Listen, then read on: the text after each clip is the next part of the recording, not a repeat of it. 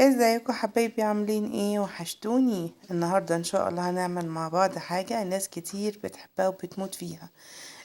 هنعمل ان شاء الله النهارده مع بعض الفسيخ والسردين. الجماعه بقى بتوع يع واخي وريحته وحشه وما بنحبوش وما بناكلوش ما يدخلوش يتفرجوا على الفيديو ده. لكن ان شاء الله الجماعه اللي بيحبوه يدخلوا معانا ونشوفوا هنعمله مع بعض ازاي. انا هنا جايبه سمك بوري وجايبه سردين. البوري انا عامه بحبه يعني يكون كبير، ما بحبش السمكه الصغيره. تمام. بس للاسف انا ما لقيتش الا الحجم ده اليوم اللي انا نزلت فيه. وعامه في الوقت اللي احنا فيه ده بيقولوا ده موسم تزاوج السمك. فالسمك بيكون مبطرخ والسمكه المبطرخه بتبقى ناشفه. فانا ما بحبش برضو السمكه المبطرخه، يعني انا ما بحبش اعملها لاني عملتها كذا مره وطلعت مش حلوه، طلعت ناشفه. تمام. المهم هنبدا بقى دلوقتي مع بعض نشوف هنعمله ازاي. انا هنا بجيب ملح بحر. ده الملح اللي احنا بنحدقه بيه. تمام. وبضيف عليه شطه. في ناس كتير بتحط عليه كركم. تمام. الكركم ده مش بيدي طعم ولا اي حاجة. هو مجرد ان هو بيخلي لونه اصفر بس، مش اكتر ولا اقل. لكن كطعم ما بيغيرش في طعمه باي حاجة. تمام. انا هنا بجيب كيس وهفتحه وهرش فيه حبة ملح، حاجات بسيطة بس في الأرضية، مش كتير لأن احنا كده كده هنرش تاني والملح ده كله هينزل في الأرضية بتاعته. تمام. فأنا بمسك الفسيخ او البوري. واحده واحده كده بضغط على ديلها، بطري الديل بتاعها. تمام. واروح جايه فاتحه الراس، حاشيه الغياشين بتاعها كلها ملح وشطه. على قد ما اقدر بملاه ملح وشطه. تمام. وبرصه واحده واحده بقى فين في قلب الكيس عادي. انا هنا شلت شويه من الكيس لاني حسيت ان الملح طلع زياده قوي فيه. وبرضو بمسك التانية بعملها نفس النظام. هي الشطة هنا احنا بنحطها عشان بتحافظ ان السمك ما يجرالوش حاجة. هي كمادة حافظة، بس الشطة كمادة حافظة، مش اكتر ولا اقل.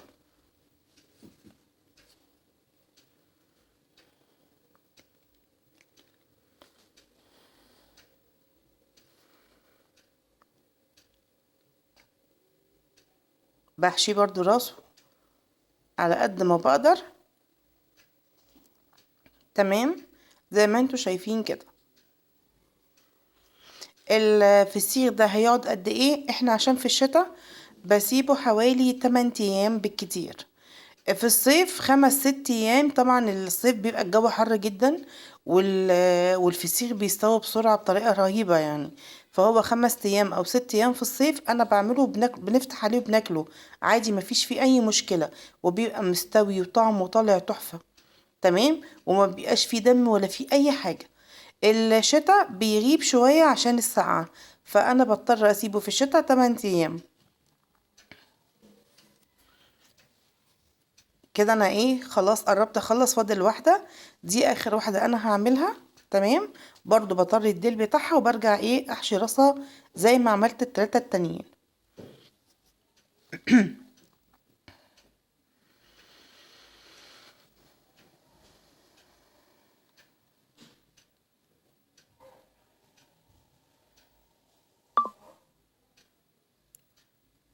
كده انا خلاص خلصت الفسيخ، خلاص خلصنا منه.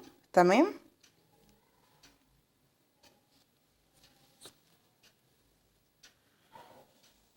او انا حطيت كده فسختين يعني خلف وخلاف مع بعض، مش الاتنين فوق مش الاربعة جنب بعض. حطيت اتنين من فوق خلف وخلاف.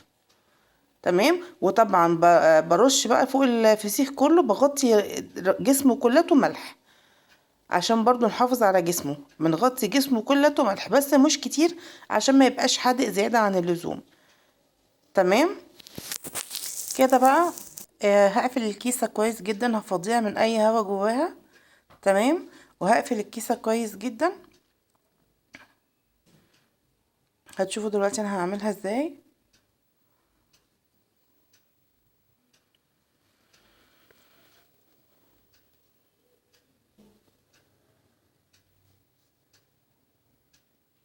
كده انا برضو لسه برش عليه تاني عشان في اجزاء ما كانتش ترش عليها ملح.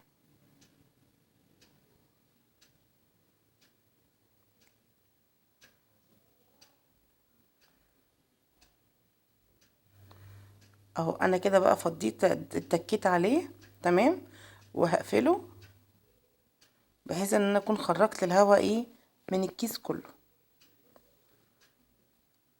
انا بقى عندي علبة بحطه فيها، يعني العلبة دي انا عاملاها مخصوص الفسيخ والسردين، فانا كده بحطه فيها وهقفل عليه تمام، وهحطه في قلب مكان يكون دافي، مش يكون ساقع.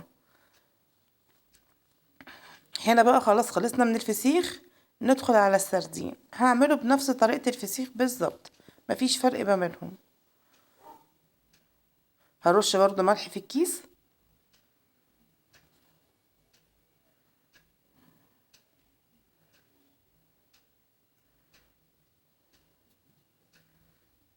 على فكرة انا ما جبتش سردين بلدي، ما لقيتش بصراحة سردين بلدي، فجبت المستورد ده، وانا جربته كذا مرة وطلع طعمه جميل جدا في المخلل. نفس الحكاية هعمله بنفس طريقة الفسيخ بالظبط، مفيش فرق ما بينهم.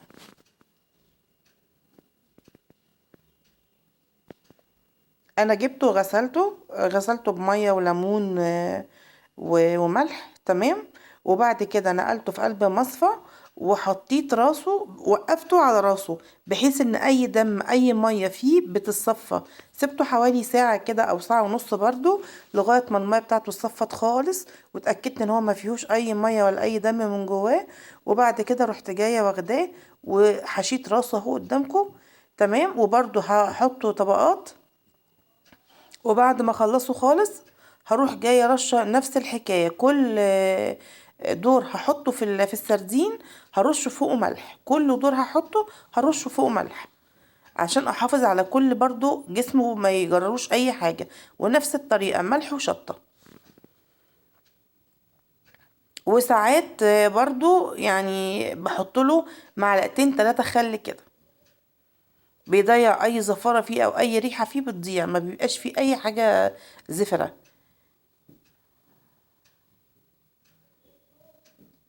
بالشكل ده تمام.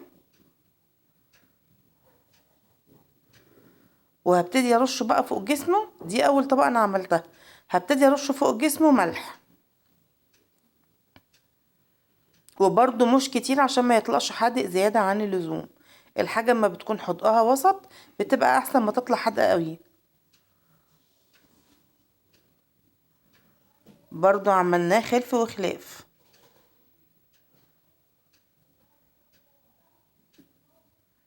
بالشكل ده بفتح راسه من الجهتين واروح جاية حشيهم ملح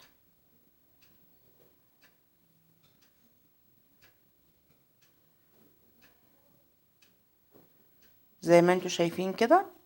بس ده بقى ما بطريهوش ولا باجي جنب جسمه خالص، لان هو اساسا بيبقى ضعيف ومش بيستحمل حاجة.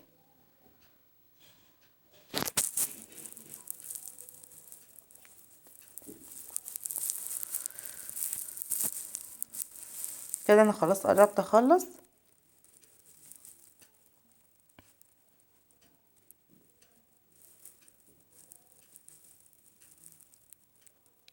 وبرضو الطبقة التانية رشيت فوقها ملح وشطة. اما اعتقد فاضل سردينة واحدة.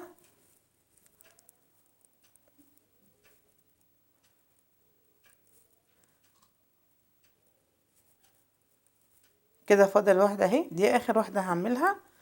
وهروح جاية برضو مغطياهم بملح وقافلة عليهم الكيس كده خلاص. نفس اللي عملته في الفسيخ هعمله في السردين، مفيش فرق في الاتنين على فكرة. زي ما انتوا شايفين كده اهو تمام. برضو هخرج الهواء من الكيس وهحطه في نفس العلبة.